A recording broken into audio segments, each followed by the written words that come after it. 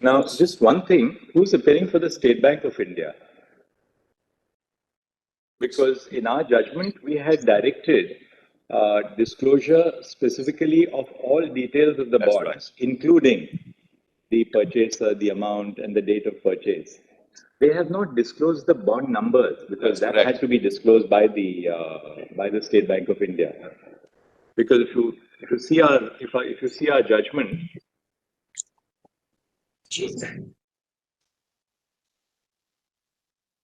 Chip's judgment is quite clear on that.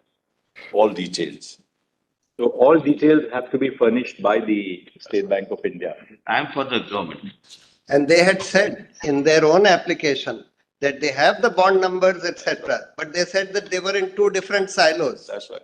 The SBI's application for extension was on the ground. SBI is not a party. They were here because they moved an application. Anyway, if they disclose the bond number, we have no problem with it. Lordships may issue That's notice all. to SBI, my lords. Yes. Application. My lord, may I mention, my lord? Lordships may issue notice to SBI, my No, lords. there's no. I'm requesting the Honorable God. An application has been filed by the Election Commission of India seeking further directions. Stop. In the judgment, in the order of this court dated, what is it? 11th of March. 11 March 2024.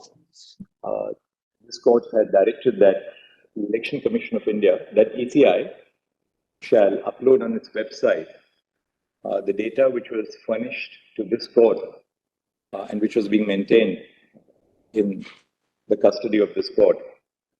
While issuing this direction, the court had presumed that a copy of the data which was lodged before this court, before the registry of this court, would be available with the ECI. Mr.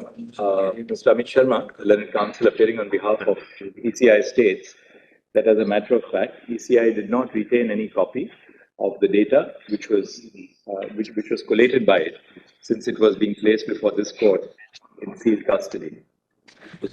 The request, therefore, of the ECI is that the data which has been filed in this court may be returned to it, so as to enable it to comply with the order of this court for uploading all the documents. This request of the ECI has not been opposed either by Mr. Kapil Sibal or then Senior Counsel or Mr. Prashant Bhushan, Learned Counsel. Mr. Vijay Hansaya will be so. We accordingly issue the following directions. (1) The Registrar Judicial of this court shall ensure that the data which has been filed by ECI in pursuance of the interim orders of this court is scanned and digitized. Upon the process being complete, this may be preferably carried out during the course.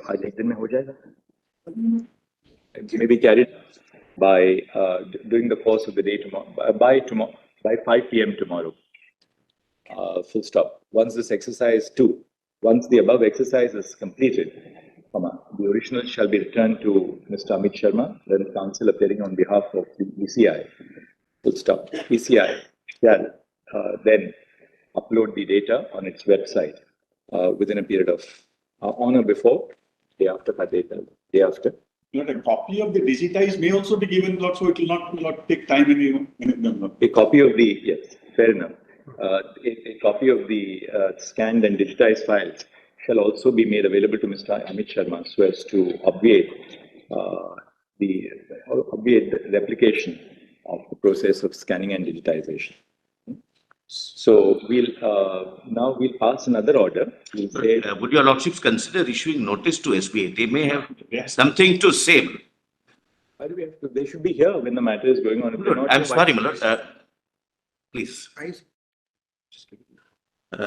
They filed an application which is disposed of. They are not parties. But really speaking, we can take exception to what they have disclosed because they were duty bound. I'm not appearing for SBI. The way The court can pass an order. Your lordships may hear. I'm not here, my lord, for political. someone- Correct. What is the operative direction in clause? My lord, may I mention, my lord? Here it is. Yeah, It says SBI shall submit details of the electoral bonds purchased since the interim order of the court dated 12 February till date to the ECI. The details shall include the date of the purchase of each electoral bond, the name of the purchaser of the bond, and the denomination of the electoral bond purchased. Shall include, doesn't mean it will exclude. SBI. Your Lordship's order Hold on. is clear. What your Lordship's meant for a Allow me, sir. Allow me. SBI shall submit the details of political parties which have received contributions to electoral bonds since the interim order of the court dated 12th April till the date of the ECI. So SBI must disclose details of each electoral bond, details encashed by political parties, which shall include the date of the encashment and the denomination of the bond. So this is an inclusive order. It shall include all details. So would your Lordships see BNC.